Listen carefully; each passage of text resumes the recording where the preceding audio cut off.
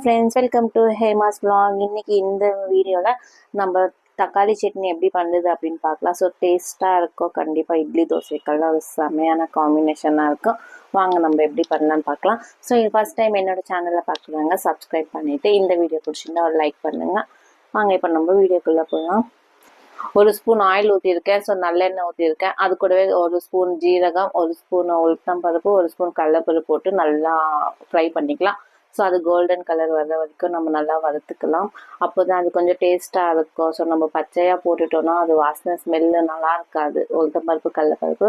So எப்போவுமே எதில் போட்டாலுமே நல்லா ஃப்ரை பண்ணிடணும். அப்போ தான் அது கலர்ஃபுல்லாக இருக்கும், சாப்பிட்றதுக்கும் சூப்பராக இருக்கும்.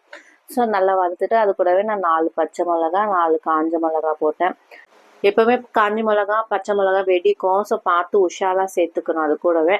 அப்படி இல்லைன்னா அது நம்ம மூஞ்சி மேலெல்லாம் செதறிடும். அதனால நல்லா ஃப்ரை பண்ணிக்கலாம். ஸோ கொஞ்சம் கலர் சேஞ்ச் ஆகும் பச்சை மிளகாவும் காஞ்சி மிளகாவும். அந்த டைமில் நம்ம 10 பல் பூண்டு போட்டுக்கலாம். ஸோ 10-15 பல் பூண்டு போட்டுக்கலாம். போட்டுட்டு அதையும் நல்லா ஃப்ரை பண்ணிடலாம். நான் ஒரு பெரிய சைஸ் வெங்காயம் எடுத்திருக்கேன். ஸோ அதுவும் கட் பண்ணிவிட்டு அதில் சேர்த்துக்கலாம். ஸோ நான் நல்லா ஃப்ரை பண்ணிக்கலாம். ஸோ அது ஃப்ரை பண்ணால் கொஞ்சம் கலர் சேஞ்ச் ஆகும்.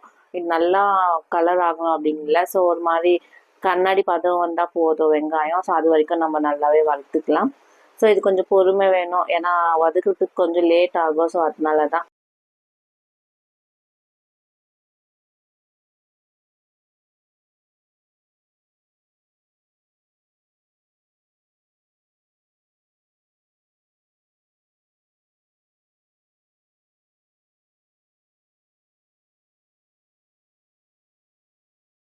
இந்த அளவுக்கு வதங்கின அப்புறம் நான் 4 தக்காளி எடுத்திருக்கேன். ஸோ 4 தக்காளியுமே 4 நல்லா கட் பண்ணிட்டு தான் சேர்த்துருக்கேன். ஏன்னா நம்ம அரைக்க தான் போதும், அதனால குட்டி குட்டியாக கட் பண்ணணும்னு எதுவும் இல்லை.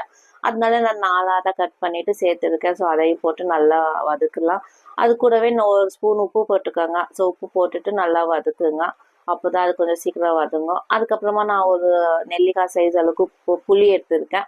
ஒரு கைப்பிடி அளவுக்கு புதினா எடுத்திருக்கேன். ஸோ அது ரெண்டையும் போட்டு நல்லா வதக்கலாம். அந்த பச்சை வாசனை போகிற வரைக்கும் வதக்கணும் புதினால. ஸோ நான் கொத்தமல்லியும் போட்டுக்கலாம், சூப்பராக இருக்கும். பட் கொத்தமல்லி நான் போடலை, நீங்கள் வேணும்னா போட்டுக்கோங்க எல்லாம் கொத்தமல்லியில். ஸோ போட்டுட்டு நல்லா ஃப்ரை பண்ணிவிடுங்க, அந்த பச்சை வாசனை போகணும். இது கூடவே தேங்காய் கூட சேர்த்துக்கலாம். ஸோ நான் தேங்காய் சேர்க்கலை, நைட்டில் சாப்பிட்றதுனால நான் தேங்காய் சேர்க்கலை. உங்களுக்கு வேணால் நீங்கள் தேங்காய் சேர்த்துக்கலாம். ஸோ இது நல்லா ஆற விட்டுட்டு அதுக்கப்புறம் மிக்ஸி ஜாரில் போட்டு மிக்ஸியை போட்டுக்கலாம். ஸோ நைஸாக அரைக்கணும். ஸோ தண்ணி எதுவும் ஊற்றாமல் அப்படியே அரைச்சாவே அரையும். ஸோ நைஸாக அரைச்சிட்டு அதுக்கப்புறமா நம்ம தாளிப்பு கொடுத்துடலாம். பாருங்கள், நான் நைஸாக அரைச்சிட்டேன், நல்லாயிருக்கு பார்க்குறதுக்கு.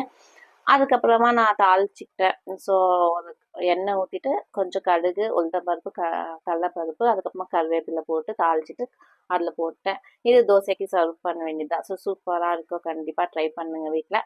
ட்ரை பண்ணிவிட்டு எப்படி இருக்குது அப்படின்ட்டு கமெண்ட் பண்ணுங்கள். நெக்ஸ்ட் வீடியோவில் பார்க்கலாம். பாய்.